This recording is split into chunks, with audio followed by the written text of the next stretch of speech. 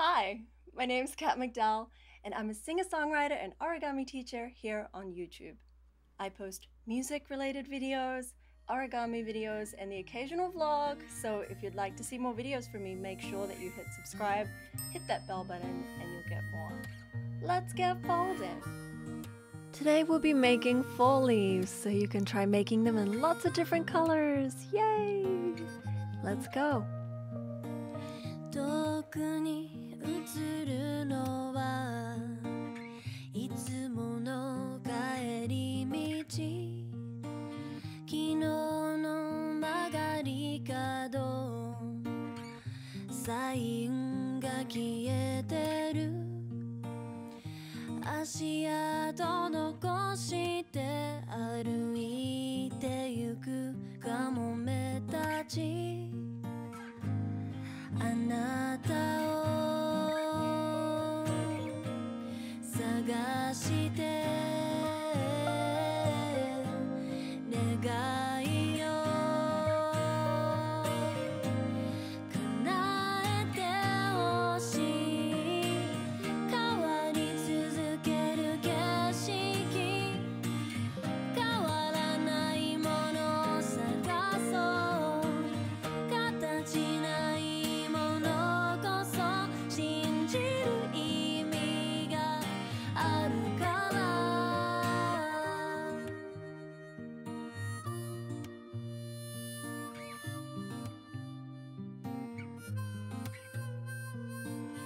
霞んだ丘の向こう桜子供たち瞳の奥には見え始めた輝き心を満たして果てない果てないもので変わり続ける景色変わらないものを探そう形ないものこそ信じる意味があるから終わらない瓦礫の山尽きない愛を探そう見えないものこそ信じる意味があるから